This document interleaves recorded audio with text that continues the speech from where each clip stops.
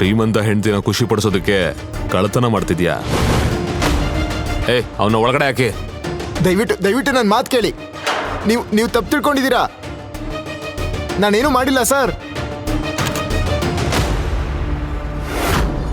Hello Anvita madam, ನೀವು ನಿಮ್ಮ ಹಸ್ಬೆಂಡ್ಗೆ ದುಡ್ಡು ಯಾಕೆ ಕೊಡ್ತಿಲ್ಲ? ಇದರಿಂದ ನಮ್ ಕೆಲಸ ಜಾಸ್ತಿ ಆಗ್ತದೆ. ಏನಾಯ್ತು ಇನ್ಸ್ಪೆಕ್ಟರ್ ಸರ್? ನಿಮ್ಮನ್ನ ಖುಷಿ ಪಡಿಸೋದಕ್ಕೆ ನಿಮ್ ರಾಜ್ಕುಮಾರ ಜ್ಯುವೆಲರಿ ಶಾಪ್ ಇಂದ ಕಳ್ಳತನ ಮಾಡಿ ಸಿಗಾಕೊಂಡಿದ್ದಾನೆ. ವಾಟ್? ಇವಾಗ ಕಳ್ತನನೂ ಶುರು ಮಾಡದ್ನಾ? ಇನ್ಸ್ಪೆಕ್ಟರ್, ನೀವು ಅವನನ್ನ ಹೊಡಿಬಹುದು, ಬಡಿಬಹುದು, ಅಥವಾ ನಿಮಗೇನ್ ಮಾಡ್ಬೇಕು ಅನ್ಸುತ್ತೋ ಅದನ್ನ ಮಾಡಿ. ನಾನು ಅವನನ್ನ ಬಿಡ್ಸೋಕ್ ಬರಲ್ಲ. ತಾತ ಅದ್ಯಾವ ಕಳ್ಳನ್ನ ನನ್ನ ಕುತ್ತಿಗೆ ಕಟ್ಟಿದಾರೋ ಗೊತ್ತಿಲ್ಲ. ಈ ಲಾಕಪ್ ನಿಂದ ಹೊರಗೆ ಹೇಗೆ ಹೋಗೋದಂತ ಗೌತಮ್ಗೂ ಅರ್ಥ ಆಗ್ತಿರ್ಲಿಲ್ಲ. ಅತ್ತ ಇನ್ಸ್ಪೆಕ್ಟರ್ ಸಹ ಅವನ ಒಂದೇ ಒಂದು ಮಾತು ಕೇಳೋಕು ರೆಡಿ ಇರ್ಲಿಲ್ಲ. ಅವನು ಬರೀ ಚಿನ್ನದ ಅಂಗಡಿಯಲ್ಲಿ ಕಳುವಾದ ಡೈಮಂಡ್ ನೆಕ್ಲೆಸ್ ನ ವಾಪಸ್ ಪಡಿಬೇಕಂತ ಹಿಂದೆ ಬಿದ್ದಿದ್ದ.